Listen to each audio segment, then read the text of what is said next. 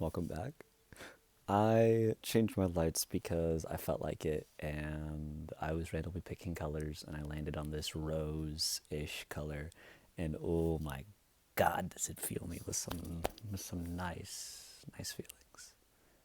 See, I don't know about you, but the color that I'm around, and the color that specifically is in my room, my comfort, my hole, my safe space, this this color matters to me and this color influences me. Now, I know we all know what the red color means. I don't need to explain that. You understand that. And being in that color for more than whenever's necessary is detrimental to me. And it's detrimental to everyone else. Like people who just survive in the red, I don't understand it because I couldn't possibly continue to function at good levels like that. That would be impossible to me. But in colors that give me good energy and colors that feel like they restore whatever whatever impurities might be flowing throughout my body, whatever energy that I might be feeling, whatever little thought might be sticking its head into sticking its fucking little needle into my head and slowly pulling out just to create some sort of reaction, right? Some sort of discomfort, some sort of pain, so I can learn, right? Do you learn like that? Do you learn from pain? Because I learn from pain. And that is the only way I can learn. The only way, no, let me rephrase that. It's the only way that seems to be super effective at making me learn. Because I can learn by just absorbing, I can learn by memorization, I like to learn by imitation. But the best way for me to learn is by literally beating it into me. But I believe that is also the same for every single human being. Because failure and mistakes are what bring success, correct? But those failures, those mistakes, tend to be so goddamn vast for me and so large that every time I try and I really reach for something, boom, it blows up. Boom, I'm back to square one. Boom, I have to start a fucking again. And don't get me wrong, my ego is demolished by that because I spent so much time invested into doing whatever I wanted or achieving whatever I wanted or building the relationship that I wanted. And then someone goes, yoink, not anymore. And the shit's just gone because I overlooked one step. But also, that is the beauty of mistakes because you can learn and fall so much, but the more you fall, the more you know how to overstep, right? You know how to take the necessary steps, right? See, think of it as fucking Planko, right? You have to drop it down, and usually you just got to get lucky on where it drops. But imagine that you're consciously controlling the ball. You have to make the right moves at the right time to get the most out of it. That is what finesse is. And I think I just made a verbal realization because I used to wonder how to finesse. Used to wonder what finesse was, and I used to wonder how could I use it, right? But then I never had a verbal explanation for it.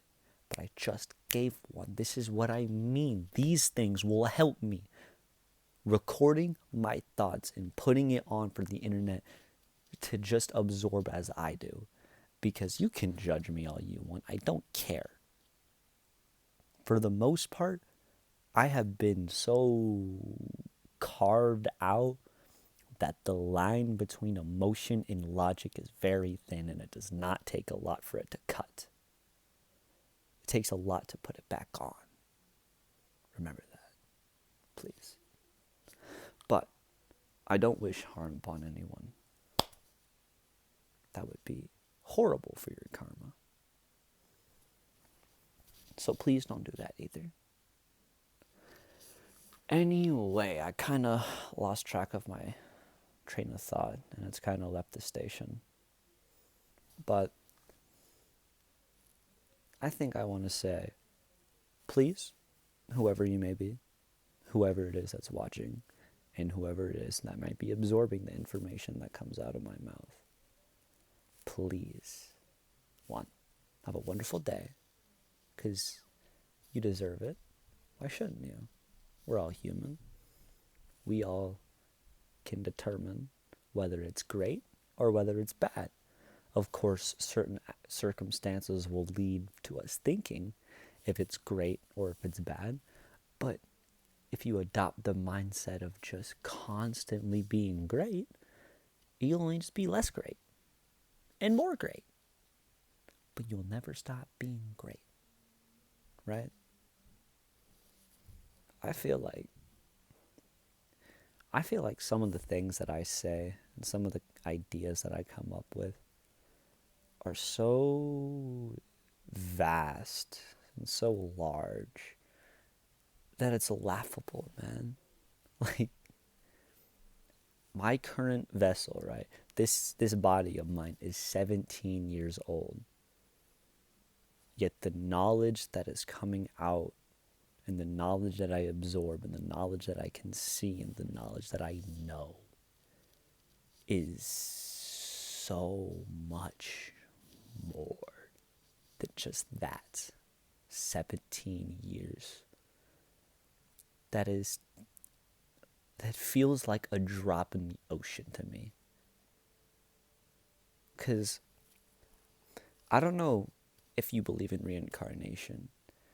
And for a little while, I read manga on reincarnation, and I thought it was cool, and I thought it would be like funny if you could do that or whatever, and like choose wherever you wanted to go and become some sort of OP whatever. No, I physically have had dreams.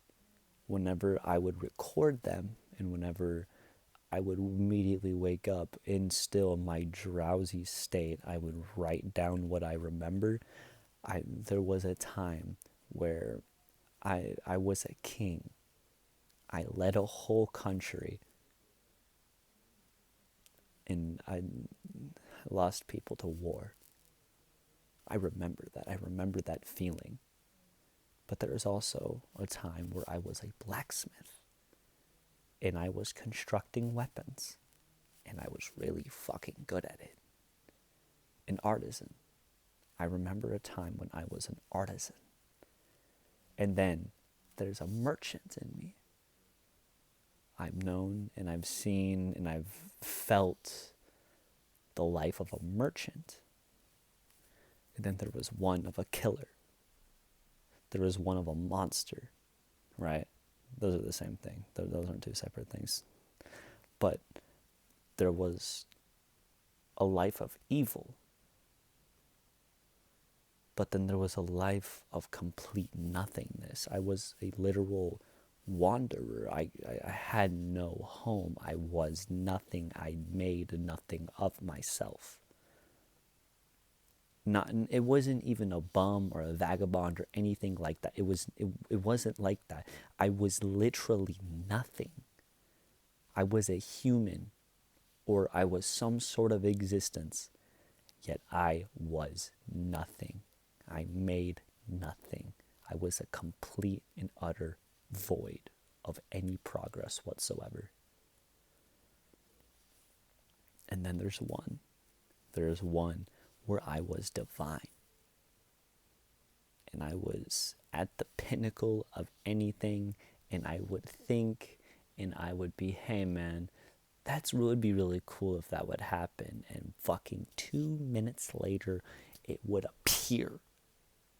Because I had so much influence and power over the universe because I gave so much to it that it just appeared for me. Now, I want that back. But I want that for this vessel. Because he right here, this body, he is so kind. He is so kind. He loves people. He loves interactions. But he needs his space and he needs his time. He loves to be alone. But he loves to have people whenever he needs. And whenever he needs to step out of his man cave, instead of being Galileo in his man cave, I step out and I see the people who I love, and I see the people who I cherish, and the people who I protect standing there waiting for me to return. That is what I want. That is what I need, and that is what I will obtain. Because I must. I must. Do you understand though that feeling, right? That feeling that you cannot let yourself down on this. It doesn't matter if it takes my entire life. It doesn't matter how long it takes. I have lived multiple. It doesn't matter. I've accepted death. I am 17 and I have accepted my death. Are you the same? Can you grow like me? Can you expand? Can you think? Please tell me you can, because this world is changing and the people who are behind it aren't that good of people. They like war, they like destruction, they like exploitation. They are the opposite of prosperity. Nobody wins, only them. But listen, my idea is the opposite. If everybody wins, then there's nothing that can stop you. There's nothing that can stand in the way, because everything is advancing.